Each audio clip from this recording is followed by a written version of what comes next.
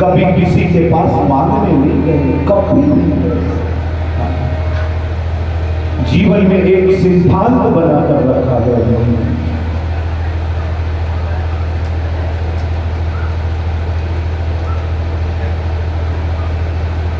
जीवन में एक सिद्धांत बनाना है। बच्चे भूखे मर रहे हैं,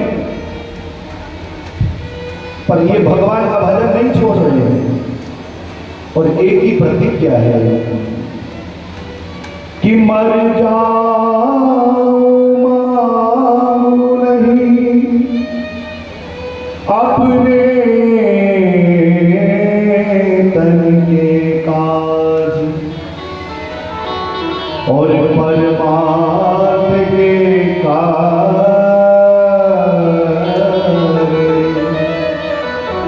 चाहे तन अपनों बिक जाए। अपने लिए कभी नहीं मांगा, किसी के सामने हाथ नहीं फैलाया।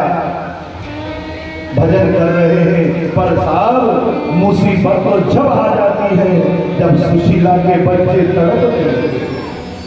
8 दिन हो गए, हाँ क्या समय है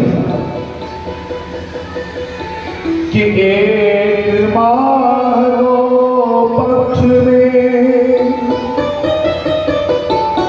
2 एकादशी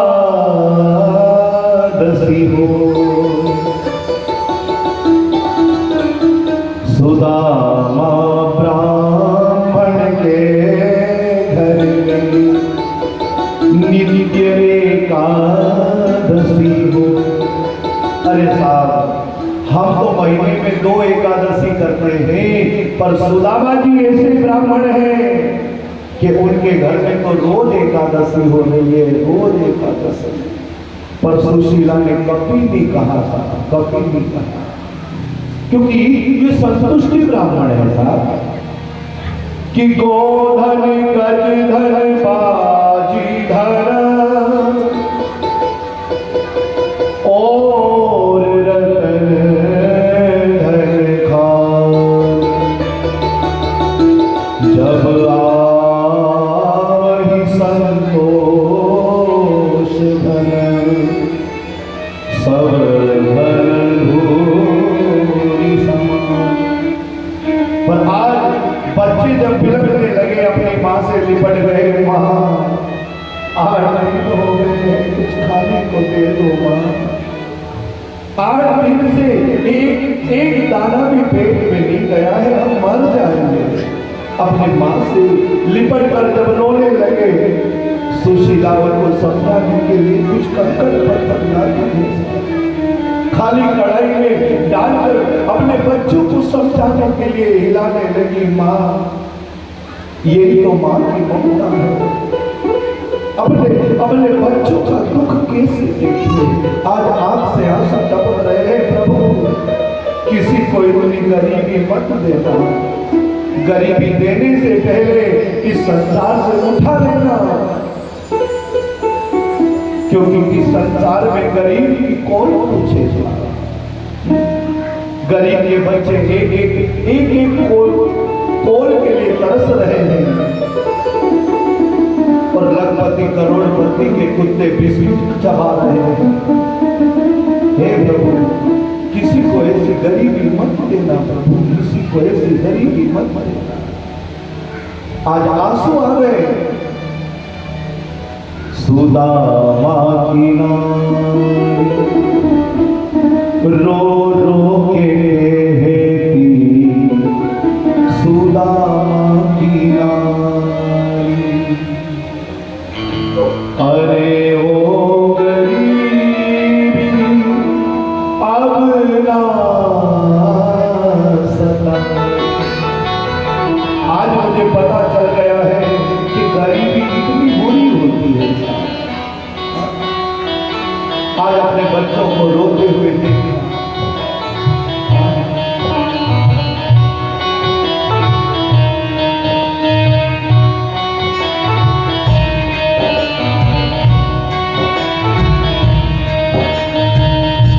रो रो के कहती, सुदामा की नारी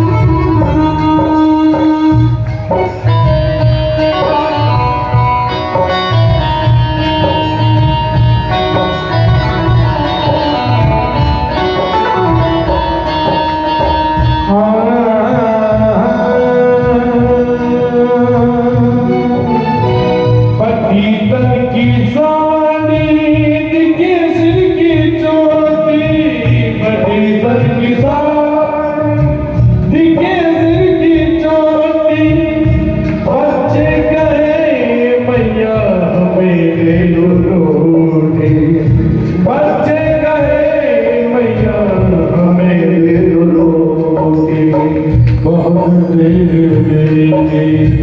हुई बेकरारी, बहुत देर हुई बेकरारी। अरे ओ गरीबी अपना कलारी, अरे ओ गरीबी अपना कलारी, रो रो के सुधा किनारे, रो रो के सुधा किनारे, रो रो के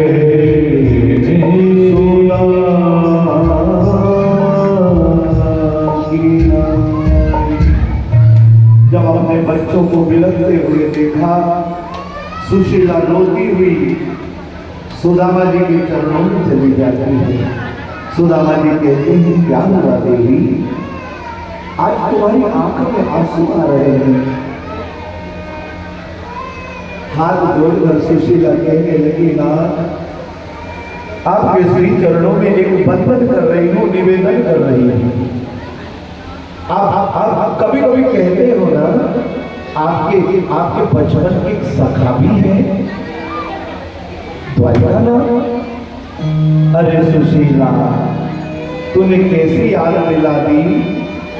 वो मेरा सखा नहीं, वो मेरी जान है, मेरा सर्वस्व है, मेरा द्वारिका नाथ। तूने कैसी याद दिला दी। सुशीला कहती है, कभी उसकी याद आती नहीं है ना? आती है ना सुशीला, याद तो बहुत आती है। तो याद आती है तो आपका कभी मन नहीं करता मिलने का मन तो बहुत करता है सुशीला, पर मैं क्या करूं। मैं मेरी गरीब की झोपड़ी का राजा हूं और वो उसके महलों का राजा है। शास्त्र कहते हैं सुशीला, कभी भी मित्र के घर जाना हो, माता पिता के घर जाना हो, कथा में जाना हो, तो कभी खाली हाथ नहीं जाना चाहिए। और तू तो जानती है ना सुशीला, अपने पास कुछ नहीं है, मैं कैसे जाऊं। ना, आप चिंता क्यों करते हो, मैं आपकी धर्म पत्नी हूं ना, मेरा भी तो कुछ फर्ज बनता है। आप अगर उसका भजन करते हो तो मैं आपकी धर्म पत्नी हूं, आप चिंता मत करो। 4 घर गई, 4 मुट्ठी चावल बांध कर लाई। कोई परमल वाला चावल, कोई बासमती चावल, कोई चूरी वाला चावल, कोई मोटा, कोई पतला चावल लेकर आई है। अपनी साड़ी को फाड़ती है, साड़ी में चावल बांधती है, पर विचार करती है कि द्वारिका नाथ, मेरे पति देव जो इतने भोले भाले हैं कि जब ये आपकी द्वारिका में आएंगे और आप पूछोगे कैसे हो सुदामा, तो यही कहेंगे बहुत अच्छा हूँ द्वारिका नाथ, 2 टिक्कड़ सुबह खाता हूँ, 2 टिक्कड़ शाम को खाता हूँ और तुम्हारा खूब भजन करता हूँ। मैं बहुत सुखी हूँ। ये कभी भी अपना दुखड़ा नहीं सुनाएंगे, पर मैं मां होना, मैं अपने बच्चों का दुख कैसे देखूं। इसलिए प्रभु, ये 4 जगह से मांग कर चावल दे रही हूँ, ये देख कर समझ जाना कि मेरे पति के घर में एक मुट्ठी चावल भी साबुत नहीं है, इसलिए मैं 4 जगह से मांग कर दे रही हूँ। पोटली ली, सुदामा जी मिलने जाने लगे, कहने लगे, तेरे जैसी पत्नी भगवान सबको दे सुशीला। तू मुझे दर्शन करने पहुंचा रही है तो मैं जरूर जाऊंगा, अगर मांगने पहुंचाती तो मैं कभी नहीं जाता, कभी नहीं जाता। और तेरे जैसी पत्नी भगवान सबको दे। पोटली ली है और सुदामा जी जब जाने लगे, बड़ी भारी नदी आती है, उस नदी को देखकर सुदामा जी घबरा जाते हैं। एक नाविक आता है, कोई है नदी के पार जाने वाला, कोई है। सुदामा जी कहते, भैया भैया रुको, ये नाव वाले भैया हमको जाना है, आप नाव में बिठा लोगे? आ जाओ पंडित जी, आ जाओ। नाव में जैसे ही बैठे, नाव चलने लगी तो नाविक कहता है, पंडित जी कहाँ जा रहे हो? ए भैया, हम द्वारिका जा रहे हैं। द्वारिका? क्यों? अरे वो द्वारिका के जो नाथ है ना, वो हमारे बचपन के सखा है और वो मेरी जान है। वो हाँ, इसलिए मैं उनसे मिलने जा रहा हूं। पंडित जी को देखा, 4 जगह से धोती फटी, पांव में पादुका ने, सिर में पगड़ी ली। नाव चलाने वाला कहता, पंडित जी जा तो रहे हो, जेब में कहीं है भी नहीं? पंडित जी कहते हैं, भैया हमारी जेब में तो फूटी कोड़ी भी नहीं है, और तो हमको नदी पार उतारने वाला है नहीं। भैया क्या तो हमको यही उतार दे। और हमारा द्वारिका का नाथ है, वो कभी कपड़े नहीं देखता, वो कभी धन नहीं देखता, वो तो मन देखता है। हाँ, तुम तो हमको यही उतार दो। कहते हैं पंडित जी, न तल पे है लगता और चल दिए कलकत्ता। चलो चलो कोई बात नहीं, चलो बैठो। और नाव पार उतार दिए। और सुदामा जी ने पूछा, भैया ये द्वारिका कितनी दूर है? कहने लगे, पंडित जी द्वारिका तो बहुत पास नहीं है। हाँ, पर आपके दुबले पतले शरीर को देखकर ऐसा लग रहा है कि 2 महीने लग जाएंगे। पंडित जी कहते, भैया हमसे तो अब चला नहीं जाता। दुबले पतले पंडित जी हैं, और एक वृक्ष के नीचे हाथ लगाया और सोने लगे। कृष्ण को याद करते हैं कि भूख लगती है, प्यास लगती है, ये जिंदगी अब उदास लगती है। कैसे आऊं मैं द्वारिका, ये आस भी निराश लगती है। कहने लगे, कन्हैया तुम्हें हजारन का जरूरत पड़े तो बुला लेना, अब हम तो यही हाथ तक क्या लगाकर सोए हैं। सोए थे नदी किनारे वृक्ष के नीचे, और आंख खुली तो अपने आप को द्वारिका में पाया।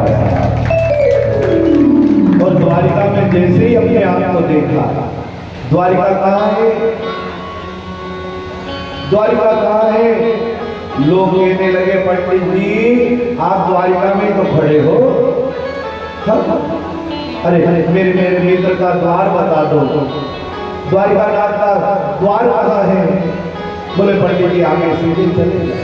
और जाकर के देखा तो 2 द्वारपाल जय और विजय खड़े हैं। उनसे निवेदन करते हैं, अरे द्वारपालो कन्हैया से कह दो, अरे द्वारपालो कन्हैया से कह दो, मिलने सदामा भक्त आ गया, मिलने सुदामा भक्त आ गया।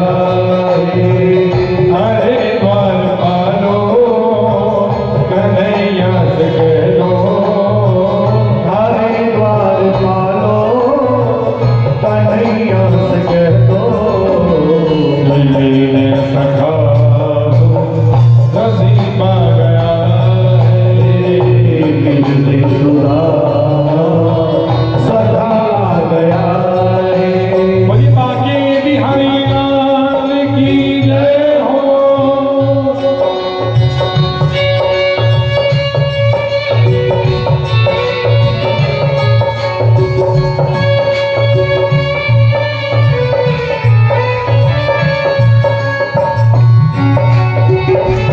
जय जय।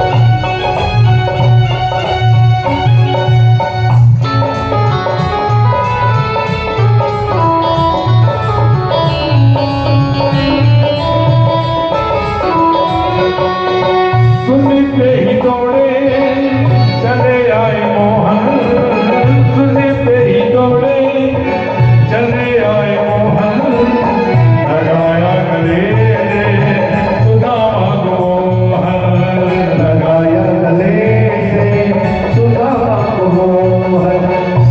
सुनते ही दौड़े चले आए मोहन लगाया गले दे सुदामा को मोहन। हो सुनते ही दौड़े चले आए मोहन, लगाया गले से सुदामा को मोहन।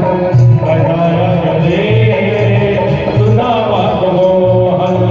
हुआ रुक्मणी को बड़ा ही अचंभा, हुआ रुक्मणी को बड़ा ही अचंभा। मेहमान के साथ अभी भागा है, मेहमान के साथ अभी भागा है। अरे द्वार वालों कन्हैया के दो, अरे द्वार वालों कन्हैया से दो। हमारे सुदामा भगने आ गया है, द्वार सुदामा भगने आ गया है। जय हो भोलेनाथ भगवान की जय हो।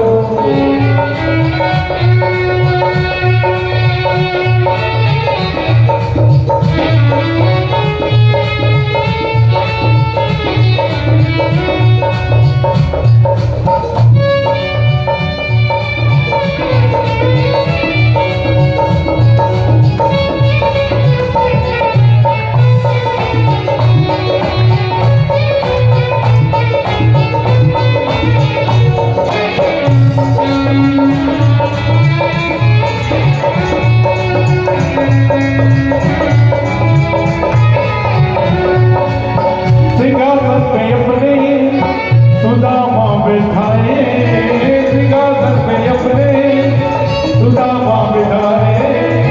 चरणिया सो से श्याम ने दुलारे, चरणिया सो से श्याम ने दुलारे। नगम राव प्यारे सखा तुम सुदामा, नगम राव प्यारे सखा तुम सुदामा। खुशी का समा तेरे करीब आ गया है, खुशी का समा तेरे करीब आ गया है।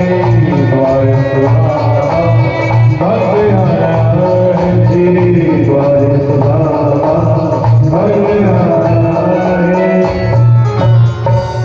जैसे ही द्वारिकानाथ ने सुना कि मेरा मित्र आया है, भगवान सिंहासन पर से दौड़ते हुए जाने लगे। जैसे ही सुदामा को देखा, देख सुदामा की दीन दशा करुणा करके करुणानिधि रोवे। पानी परात को हाथ छुयो नहीं, नैनन के जल सुपत होयो। चरणों को आंसुओं से भगवान ने धोया, वही जल पूरी द्वारिका में छिटा गया। आज सुदामा जी को अपने संग अपने महल में भगवान ले जाते हैं, सिंहासन पर बिठाते हैं, संग संग भोजन पाते हैं। सारी रानियां सुदामा जी को प्रणाम करने आती है, सुदामा जी सबको आशीर्वाद देते हैं। चिरंजीव भव, अखंड सौभाग्यवती भव। जब आशीर्वाद देते देते सुदामा जी थकने लगे तो कन्हैया से कहते हैं, कन्हैया जरा कान इधर लाना। तो जैसे ही द्वारिकानाथ ने कान सुदामा जी के पास किया और सुदामा जी कान में कहते, और कितनी है? द्वारिकानाथ कहते, अभी तो लड़ी है, आशीर्वाद दे दो। 16,108 है।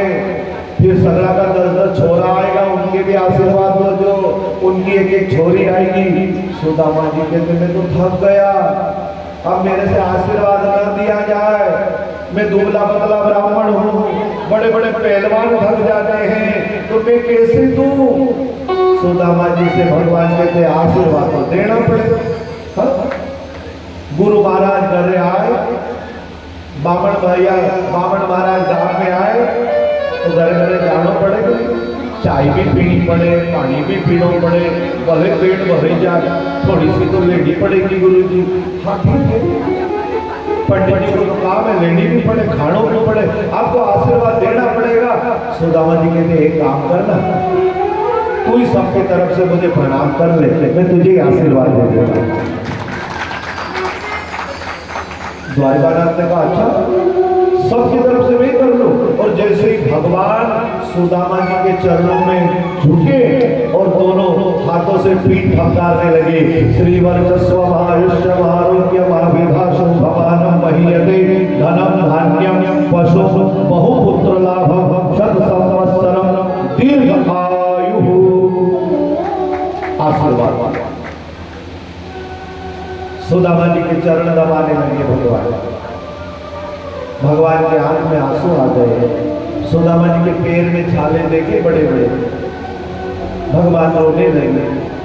भगवान कहने लगे क्यों सुदामा, शादी वादी करेंगे नहीं?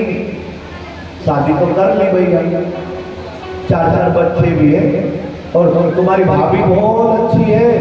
अच्छा, मुझे याद करती है? हाँ, सुबह शाम याद करती है, रोज याद करती है। मेरी भाभी ने मेरे लिए कुछ पहुंचाया कि नहीं? तुम मुझसे मिलने आए तो? सुदामा जी कहते ये तो बड़ा गड़बड़ वाला बात होता है, बात में बात पकड़ लेते हैं। ए कृष्ण छोड़ छोड़, देखो अपन गुरु जी के यहाँ पढ़ते थे ना, तो तू पढ़ने में होशियार था, मैं बहुत मस्ती करता था, गुरुजी अपने को चिल्लाते थे, फिर अपन लकड़ी लेने जाते थे। भगवान कहते सुदामा जी वो बात तो ठीक है, ये बताओ मेरी भाभी ने क्यों पहुंचाया है? सुदामा जी पोटली छुपाने लगे और कृष्ण भगवान ने देखी। सुदामा ये क्या छुपा रहे हो? कुछ भी सच्ची बता। भगवान ने छीना चिट्ठी करी और पोटली सुदामा जी के पास से छीन ली। जैसे ही पोटली खोली और भगवान की आंख में आंसू आ गए। सुदामा तूने मेरे लिए इतना कष्ट उठाया है ना, इतना दुख उठाया मेरे लिए, मेरी भाभी ने संदेशा पहुंचाया है मेरे लिए, उसके घर में एक मुट्ठी चावल भी नहीं है रे। आज तू चिंता मत कर, मैं तुझे अपना सर्वस्व तेरे नाम कर दूंगा। एक एक मुट्ठी में एक लोग सुदामा के भाग में जाने लगे। एक एक मुट्ठी में एक लोग में जाने लगे। एक मुट्ठी में एक लोग सुदामा के भाग में जाने लगे। एक मुट्ठी में एक लोग सुदामा की मुट्ठी में जाने लगे। दूसरी मुट्ठी लेके प्रभु ने, दूसरी मुट्ठी लेके प्रभु ने हम सुदामा को सौंप दिया है। तीसरी मुट्ठी लेने लगे जब रुक्मणी ने हाथ पकड़ लिया है। तीसरी मुट्ठी लेने लगे तब रुक्मणी ने हाथ पकड़ लिया है। कैसा है साहब ये भगवान, कैसा है? अपने मित्र का चावल खा रहा है। आहा, तीसरी मुट्ठी जब लेने लगे, अपना निवास वितान में तेरा कैसा नानी है तेरा पिया है। अपना निवास बिताने में तेरा कैसा नानी है मेरा प्रिय है। कैसा नानी है ये प्रभु।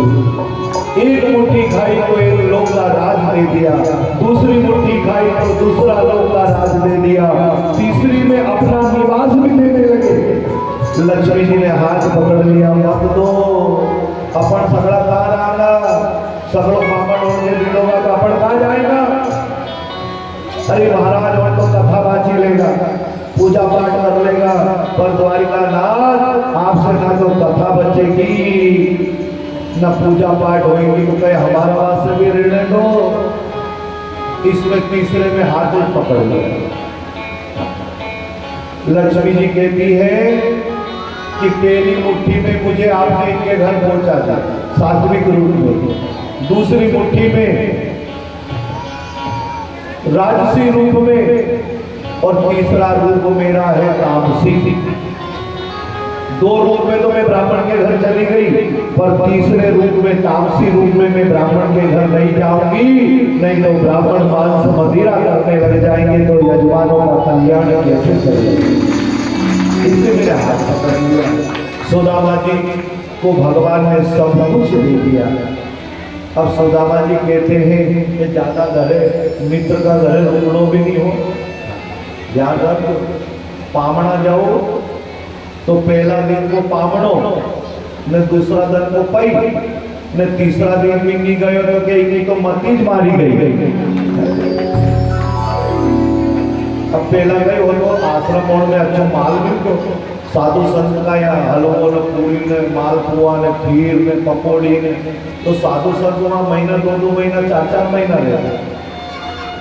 तो आश्रम के जो महंत होते वो जाने का बोले कैसे, तो वो फिर एक तरकीब लगाता, अपने सेवकों को कहते कि आज भंडारा में कड़ी बनाओ और कड़ी में डालो पकौड़ी।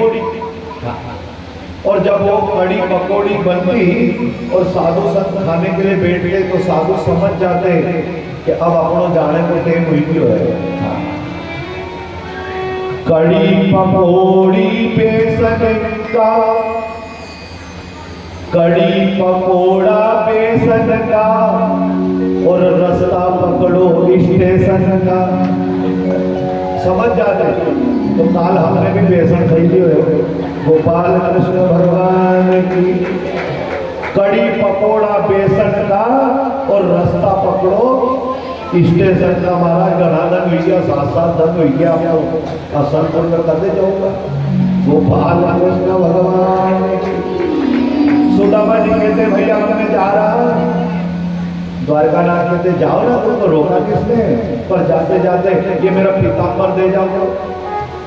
सुदामा जी कहते वारे बड़ी मुश्किल से पीताम्बर दीजिए, 10 बार कीने पर दीजिए, ले करो पीताम्बर नहीं चाहिए, दे दिया। सुदामा जी जब जाने लगे ना तो खूब रोए और भगवान को धन्यवाद देने लगे। भगवान अच्छा हुआ तुमने मुझे नहीं दिया, नहीं तो मैं भूल जाता। आए थे जब हंसते हुए आए, रोते हुए नहीं आए कि कहीं ये नहीं समझ ले लोग कि सुदामा जी गरीब है तो मांगने आए होंगे। मैं मांगने नहीं, मैं तो तेरे दर्शन करने आया हूं ना। और जब गए तो जैसे ही गए तो सुदामा नगरी पूरी सोने की। कथा कह रही है कि भगवान जब भी देता है तो छप्पड़ फाड़ कर देता है, पर किसी को दिखा के नहीं देता। हम संसार के लोग देते हैं, गरीब आ जाए, पैसे वाला आ जाए, श्री मांगी लाल जी की तरफ से, उससे थोड़ा कमजोर आ गया, मांगी लाल की तरफ से ने बेचारा बिल्कुल गरीब हो, महाराज जैसो 11 रुपया बढ़ो, या मांगिया की तरफ से 11 रुपया भेंट। गोपाल कृष्ण भगवान की। भगवान कभी नहीं दिखा था। और जैसे ही गए मंदिर देख डरे सुदामा, मंदिर देख डरे, मंदिर देख डरे सुदामा, मंदिर देख डरे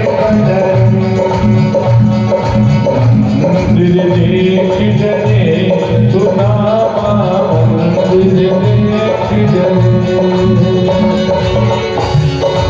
देख डरे सुदामा, मंदिर देख डरे।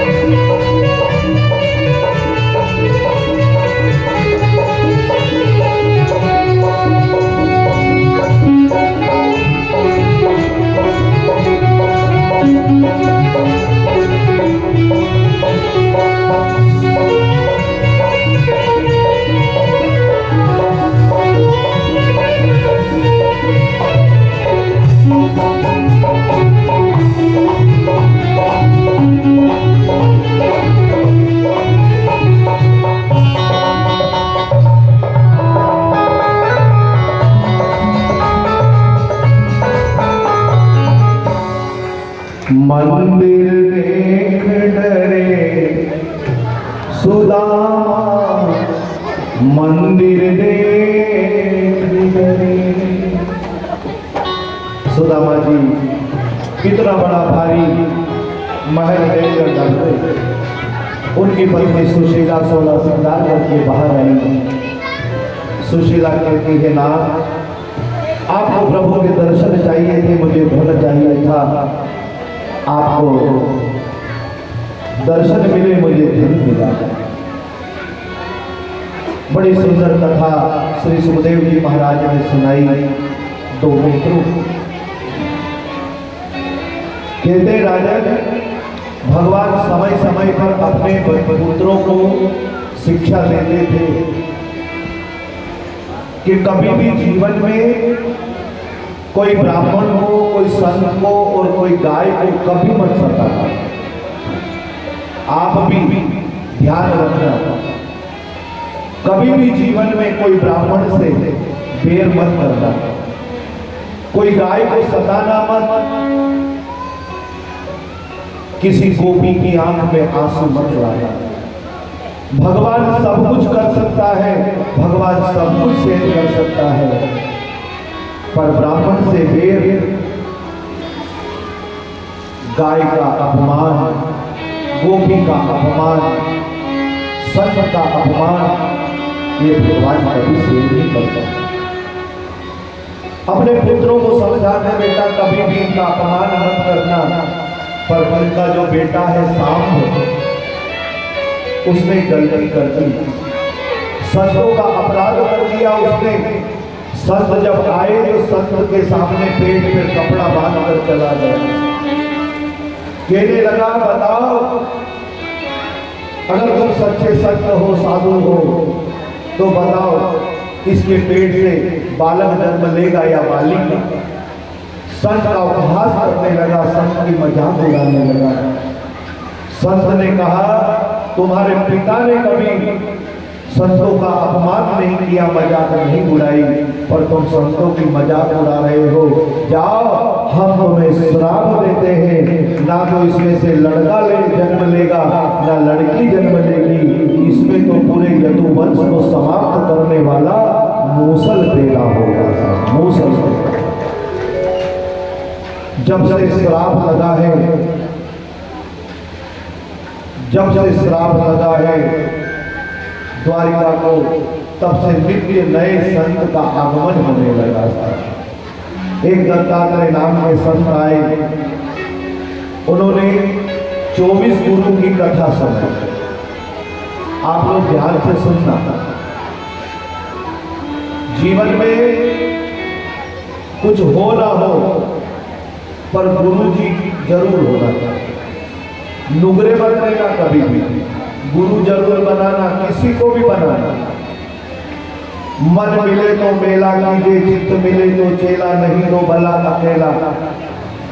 और गुरु बना लेना तो जीवन भर उस गुरु की बात को मानना, गुरु के मंत्रों पर विश्वास करना, गुरु के शरीर को कभी मत देखना कि गुरु क्या कर रहा है। गुरु की करनी गुरु भरेगा, चेला की करनी चेला रे साधु भाई भला अकेला। गुरु जी क्या कर रहे हैं उसके ऊपर ध्यान मत देना। गुरु जी ने मंत्र कौन सा दिया है, गुरु जी तुम्हारा कभी उद्धार नहीं कर सकते, गुरु जी का दिया हुआ मंत्र तुम्हारा उद्धार करता है। आजकल लोग जो होते हैं ना, बड़े स्वार्थी भक्ति करते हैं। गुरु जी कब तक मानेंगे? जब तक उनका काम बनता रहे। जिस दिन गुरु जी परीक्षा ले ले तो क्या तमाम जैसा घड़ा देखा हमने, वही राम भी करना उनको पसंद नहीं आया। ऐसा करोगे तो याद रखना, रामायण भी कह रही है, हरिहर निंदा सुने हो जो कान्हा, हो ये पाप गव घात समाना। आपको गाय मारने के बराबर पाप लगेगा। इससे अच्छा तो गुरु जी बनाओ मत, और बना लिया तो जीवन भर अगर गुरु के वचनों का पालन कर सको, गुरु को निभा सको, तो गुरु जी बनाना। ऐसे तो जीवन में कई गुरु जी होते हैं, पर जो कान में मंत्र फूकते हैं वही एक सच्चा गुरु होता है।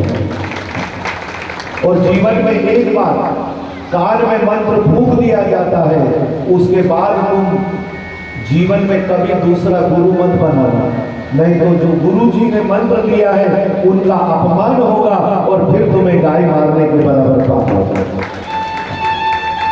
इसलिए जीवन में गुरु बनाना तो सोच समझ के बनाना। गुरु करो जानकर, पानी पियो छानकर। गुरु बनाओ तो जीवन भर निभाओ, सच्चा गुरु होना चाहिए। इधर जैसे ही वसुदेव जी को पता चला कि श्राप लगा है, इसके पेट से मूसल पैदा होगा, उसके पीठ को चीरा गया, उसमें से मूसल निकालकर बारीक पीसा और समुद्र में फेंक दिया। एरंग नाम की घास बन गई, बांस बन गए। एक टुकड़ा मछली ने निगल लिया और मछुआरे ने वही मछली बेची और मछली के पेट में से जब टुकड़ा निकला तो उस टुकड़े को एक शिकारी बहिले ने अपने बाण में लगा दिया। इधर ऐसा श्राप लगा है द्वारिका को कि द्वारिका के लोग यदुवंशी शराब पीने लगे, एरन घास उखाड़ उखाड़ कर एक दूसरे के ऊपर प्रहार करने लगे, लहूलुहान होने लगे, मरने लगे। भगवान के सामने ही उनका परिवार समाप्त होते दिखाई दे रहा है। बलराम जी कहने लगे भैया अब हम तो जा रहे हैं, और बलराम जी सूक्ष्म रूप लिए और समुद्र में जाकर शेष नाग बनकर गए। इधर देवता लोग भगवान का इंतजार कर रहे हैं, प्रभु आप कब आओगे? आपको कहे वो बहुत समय हो गया है, आप लीला समाप्त करके कब आओगे? इधर अपने हिसाब में पूरा यदुवंश समाप्त हो रहा है। भगवान एक पीपल के वृक्ष के नीचे पैर पर पैर चढ़ाकर बैठे हैं।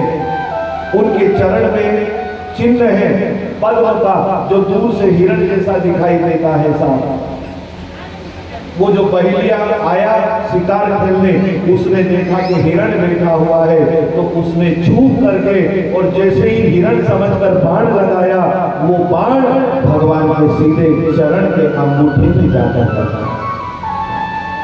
ये शिकारी और कोई नहीं था, ये त्रेता युग में महाराज बाली थे, जो बाली को भगवान राम ने छूकर बाण मारा था। बाली ने कहा कि मैंने तुम्हारा क्या बिगाड़ा था जो तुमने मुझे छूकर बाण मारा? भगवान कहते हैं द्वापर में मैं कृष्ण बनकर लीला करने आऊंगा, और जब मेरा समय जाने का होगा उस समय तुम भी शिकारी बनकर आना और मेरे चरणों में बाण मार देना। वही भी बहाना रहेगा कि मैं आया और चला गया। इसलिए कहते हैं साहब, कर्म का फल भगवान को भी नहीं छोड़ता, तो हम और आपको क्या छोड़ेगा? भगवान कृष्ण को भी बाण खाना पड़ा, बाण लगा उनके चरणों में। अर्जुन आए, अर्जुन को कहने लगे, ज्ञान देने लगे, कहने लगे 2-4 यदुवंशी बचे हैं, इन्हें ले जाओ।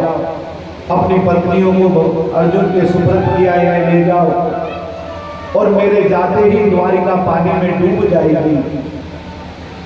ऐसे ही बीच में भील बनकर लूट भी लेते हैं भगवान। उद्धव को ज्ञान देते हैं, उद्धव तुम सीधे बद्रीनाथ चले जाओ, वहां तुम्हें हमारी एक मूर्ति मिलेगी, उसी में हम तुम्हें वहां दर्शन देंगे। सबको ज्ञान दिया और देखते ही देखते पुष्प ऊपर से गिरने लगे, शंख नगाड़े बजने लगे, और भगवान जैसे अवतार लेकर आए थे वैसे ही स्वशरीर भगवान अपने धाम को प्रस्थान करते। श्री कृष्ण गोविंद हरे मुरारी, हे नाथ नारायण वासुदेव।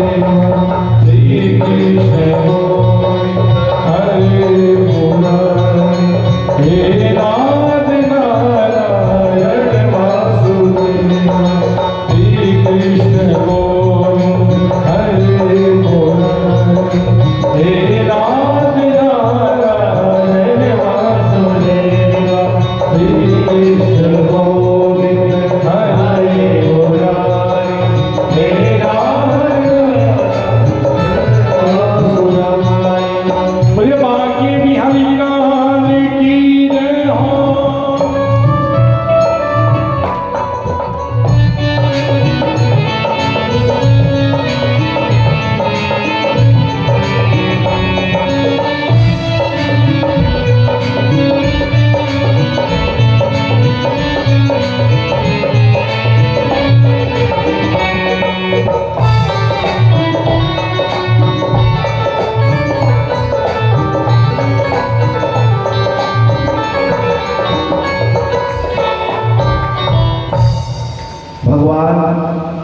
कभी जन्म नहीं लेते और भगवान कभी नहीं मरते।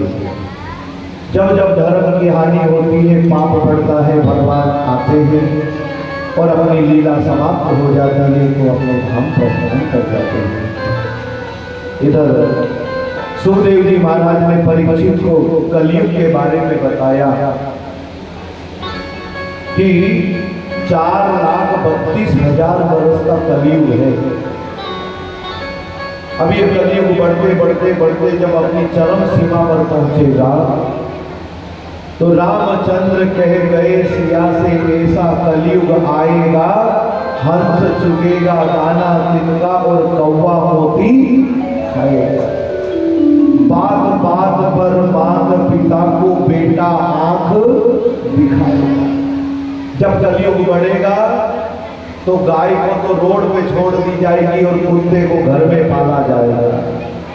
गाय रोड पर घूमेगी और कुत्ता पेड़ पर खेलेगा, कार में घूमेगा। जब और कलयुग बढ़ेगा तो घर की माता बहनें बहू नाचेगी और बाहर से भोजन बनाने वाली आएगी। और जब कलयुग बढ़ेगा इंसान इंसान को खाने लग जाएगा। मनुष्य की उम्र 100 साल की है, पर जैसे जैसे कलयुग बढ़ेगा उम्र हो जाएगी 60 साल की, 70 साल की। उसमें भी बीमारी आएगी जिसे लोग एक समय में कहेंगे टोना टोटका कर दिया होगा, मुठ मार दी होगी। और जैसे ही कलयुग बढ़ेगा तो वही बीमारी में परिवर्तन होगी और वही अटैक कहलाएगी। जब देखो जिसको अटैक आएगा, चलते फिरते खाते फिरते सोते जागते इंसान को अटैक आएगा, वो चला जाएगा। धीरे धीरे और कलयुग बढ़ेगा, मनुष्य मनुष्य को खाने लगेगा। मनुष्य की उम्र हो जाएगी 20 साल की।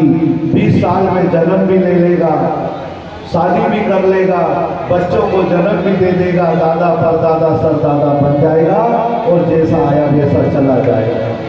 बड़े बड़े जो वृक्ष हैं वो चने के वृक्ष जैसे बन जाएंगे। लोग 9 इंच का हो जाएगा, चने के वृक्ष के नीचे बैठकर भोजन कर लेगा। गाय बकरियों के जैसी हो जाएगी। उस समय कलयुग चरम सीमा पर पहुंचेगा, महा प्रलय होगा, इस कलयुग का अंत होगा। उस कलयुग के अंत को करने के लिए बुधवार के दिन एक ब्राह्मण के घर एक बालक जन्म लेगा, उसका नाम होगा कल्की और वो घोड़े पर बैठकर कलयुग का विनाश करेगा। पुनः नए युग का आरंभ होगा, इस सृष्टि आरंभ होगी। सुखदेव जी महाराज कहते राजन मैं तुमसे एक प्रश्न करता हूं, तुम मरोगे? परीक्षित जी कहते गुरु जी मैंने जन्म ही नहीं लिया तो मरूंगा कैसे? मैंने ये तो सुना है कि आत्मा न मरती है न जन्म लेती है, न जलती है न कटती है न उड़ती है। आत्मा अजर है, अमर है। एक कपड़ा फट जाता है, इंसान दूसरे कपड़े को धारण कर लेता है। उसी तरह शरीर मरता है तो आत्मा दूसरे शरीर में प्रवेश कर जाती है। मैं मरता हूं, मैं जन्म ही नहीं लिया तो मरूंगा कहां से? सुखदेव जी महाराज के चरणों का पूजन किया। सुखदेव जी महाराज उठकर चले गए। इधर तक्षक नाग आया, उसके पहले ही परीक्षित जी महाराज ने अपने आत्मा को परमात्मा में मिला लिया। शरीर पर जैसे ही तक्षक नाग ने धसा, शरीर गिरा। जन्मे गए, इनके बड़े पुत्र हैं, को पता चला तो इन्होंने नाग यज्ञ करा, जिससे गांव का नाम पड़ गया नागदा। नागों की बलियां देने लगा, नागों को स्वाहा करने लगा।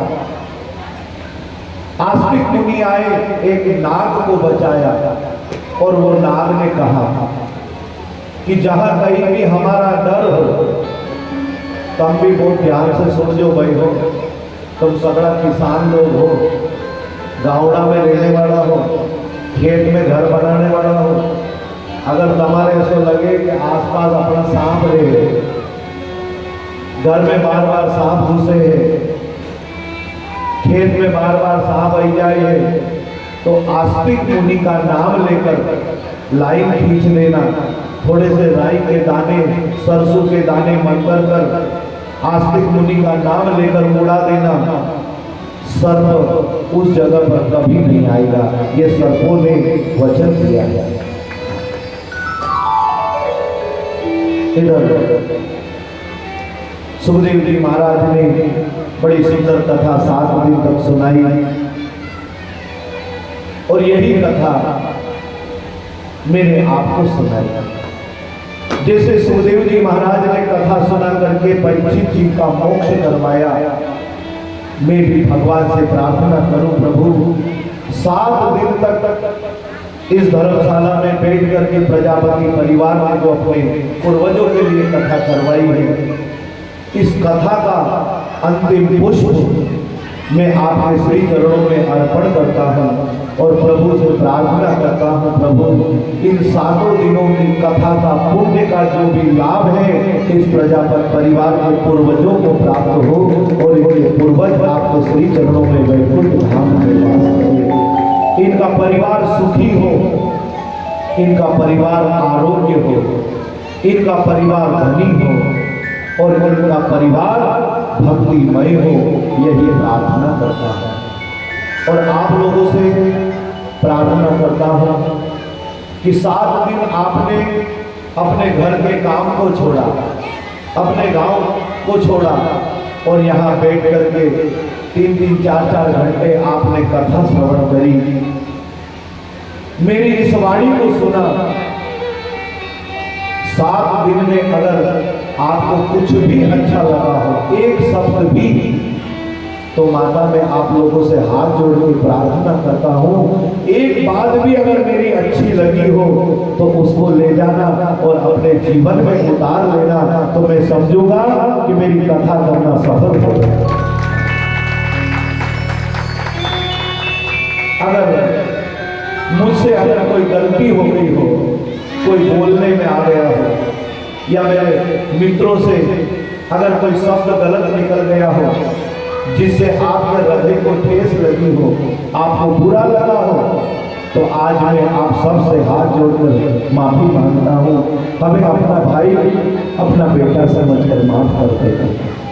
और जो भी कथा में आपने सुना है, अच्छी अच्छी बात को अपने घर ले जाना और जो बुरी लगी हो या भागवत जी पर चढ़ा जाना, मेरी माँ वो बुरी सभी बात मैं अपने घर ले जाऊंगा, पर आपको जो अच्छी बात लगे वो अपने घर ले जाना। और बस ज़्यादा तो क्या कहें, क्योंकि हरि अनंत है और हरि की कथा भी अनंत है। ये कथा कभी पूर्ण नहीं होती, कथा का विराम होता है और आज कथा का विराम है। भगवान ने चाहा तो बहुत जल्दी 30 नवंबर से 6 नवंबर तक ओंकारेश्वर में नागर घाट पर आपको कथा सुनना मिलेगी। 30 नवंबर से और 20 नवंबर से 26 नवंबर तक गौली पलासिया में भी ये कथा बचेगी। 30 नवंबर से 5 दिसंबर तक ओंकारेश्वर में कथा बचेगी। उसके बाद 15 दिसंबर से 22 दिसंबर तक मानपुर में फिर कथा होगी। आप सभी लोगों को सौभाग्य भी प्राप्त होगा। जिन किसी को भी ओंकारेश्वर कथा में आना हो संपर्क कर लेना, वहाँ आपकी रहने की खाने की सारी सुविधा होगी। और नागर घाट पे मां नर्मदा के तट पर हम सब लोग मिल करके इस कथा का फिर रसास्वादन करेंगे। अब ये कथा पूर्ण तो कभी हो नहीं सकती, आज विराम हो रहा है। इसलिए मैं आप लोगों से निवेदन करूं कि 7 दिन अगर आप बैठकर कथा नहीं सुन पाए हो तो 2 मिनट अपनी आंखें बंद करो और मैं जो श्लोक बोलूं मेरे पीछे पीछे आप गुनगुनाना, तो आपको भी 7 दिन कथा सुनने का पुण्य प्राप्त होगा। सभी लोग अपनी आंख बंद करें, मेरे साथ बोले ओम नाम संकीर्तनम यस्य नाम संकीर्तनं यस्य सर्व पाप प्रणाशनम सर्वपाप प्रणाशनम् प्रणामो दुःख शमनस्तम प्रणामो दुःखशमनस्त्वं नमामि हरि परम नमामि हरि परं हरये नमः हरये नमः हरये नमः हरये नमः हरये नमः हरये नमः शिव नमः पार्वती पते हर हर महादेव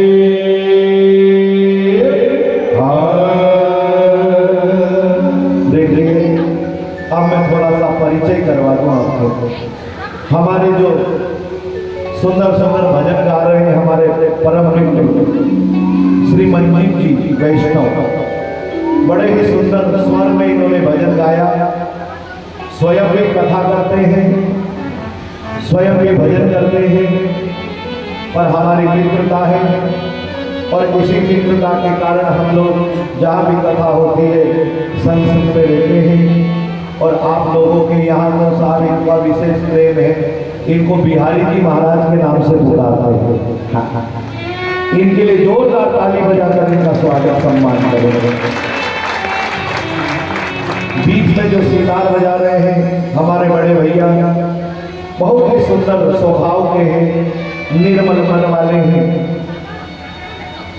ऐसे भैया के लिए जोरदार ताली बजाएं, जोरदार ताली बजाकर इनका सम्मान करें। भंवरलाल भैया हमारे। तीसरे नंबर पर ढोलक पर धीरज वैष्णव, जो ढोलक की ताल पर आपको खूब नचाया। ऐसे हमारे सुंदर कलाकार के लिए जोरदार ताली बजाकर सम्मान करें। हमारे पेट पर रिद्धि शर्मा जो केसुर के हैं, खूब सुंदर संगीत इन्होंने बजाया, समय पर आ करके आप लोगों का सबका दिल झुमाया, आपको झुमाया। ऐसे हमारे कलाकार के लिए जोरदार संगीत ताली बजाकर सम्मान प्राप्त करें।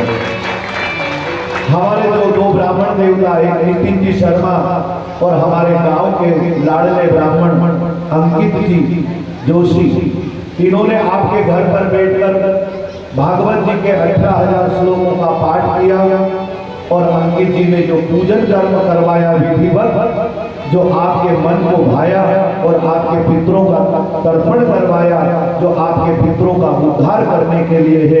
ऐसे ब्राह्मण देवताओं के लिए जोरदार ताली बजाएं।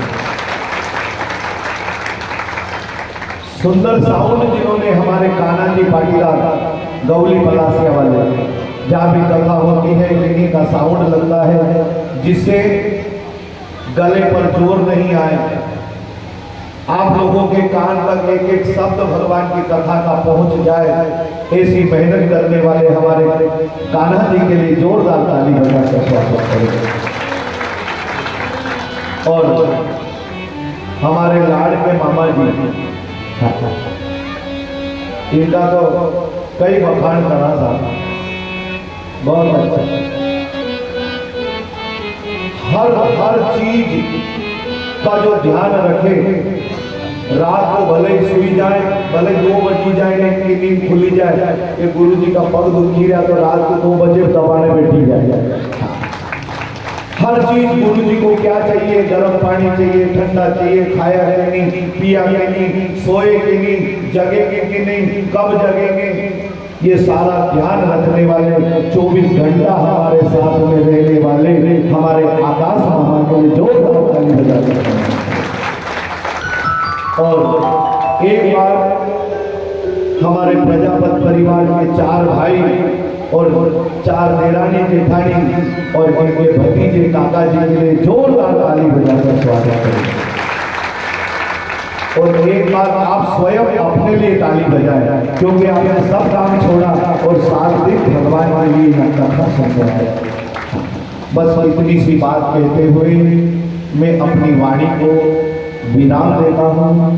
फिर जहाँ प्रभु की कृपा होगी तो फिर दोबारा मिलेंगे, आपका और हमारा फिर से मिलन होगा।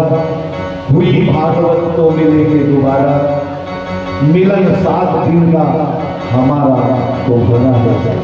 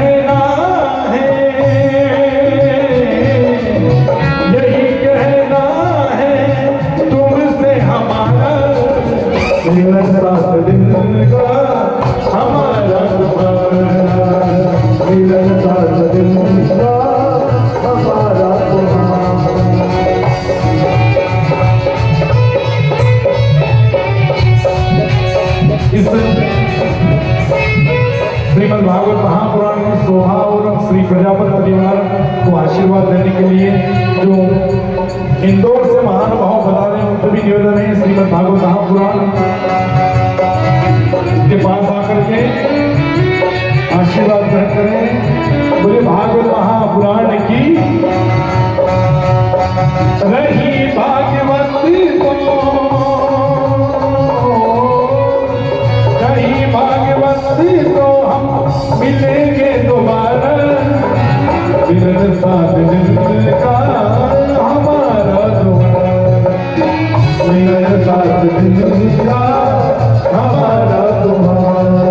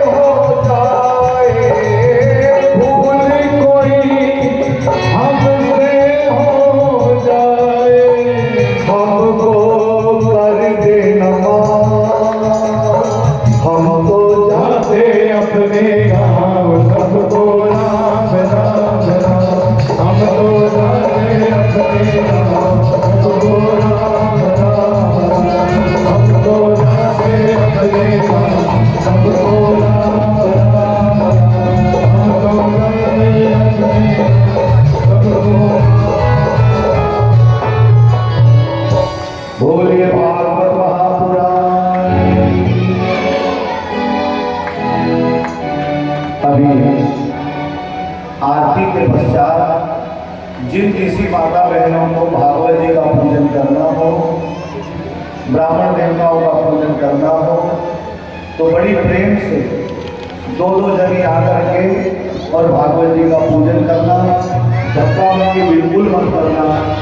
उसके बाद में फिर भंडारे का प्रसाद ग्रहण करना। आरती के पश्चात आप भागवत जी का पूजन कर सकते हैं।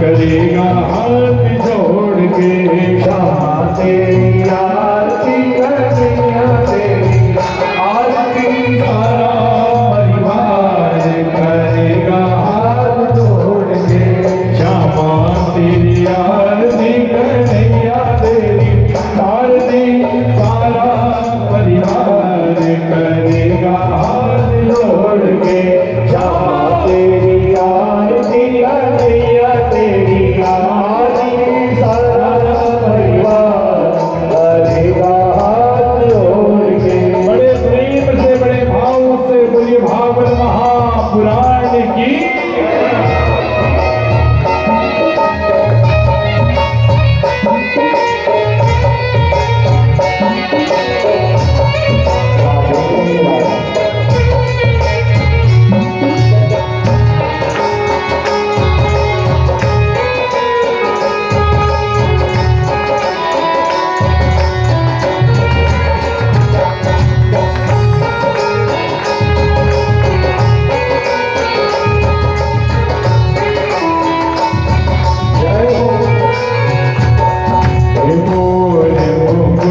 तेरे सिर तेरी दो है और मुकुट तेरे सिर पर दो है प्यारी बनसी मेरो मन को है प्यारी बनसी मेरो मन को है और भूलन के हाथ करेंगे हाथ जोड़ के क्षमा तेरी आरती करेगा तेरी सारा परिवार करेगा हाथ जोड़ तेरी आरती करेगा तेरी आरती सारा परिवार करेगा हाथ जोड़। निवेदन है जिनकी आरती हो जाए वो आरती छोड़ करके पीछे हटे जाए, जिनकी आरती नहीं हुई है वो आगे बढ़ते रहे। हो बोले बाकी बिहारी लाल की जय हो।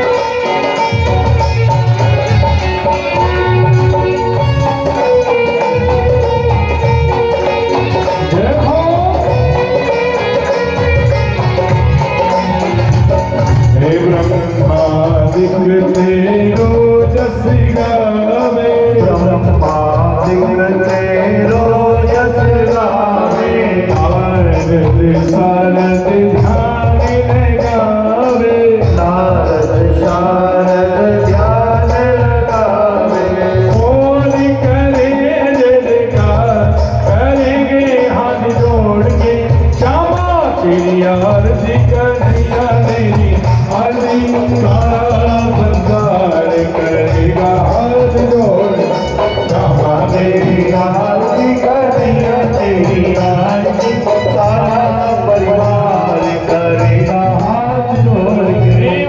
हाथ डाल के ताली बजा दो मेरे बाकी बिहारी लाल की जय हो।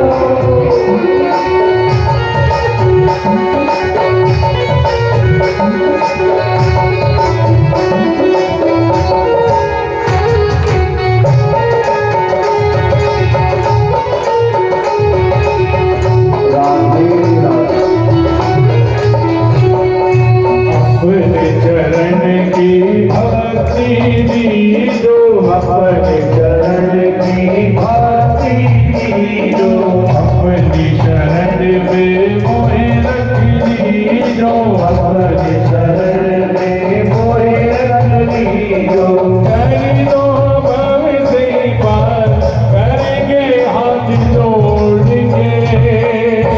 प्रेम पूर्वक दोनों हाथ उठा करके भगवान ने जिनको दो हाथ दिए हैं दोनों हाथ उठा करके ताली बजाते हुए श्यामा तेरी कन्हैया तेरी सारा परिवार करेगा हाथ जोड़ के।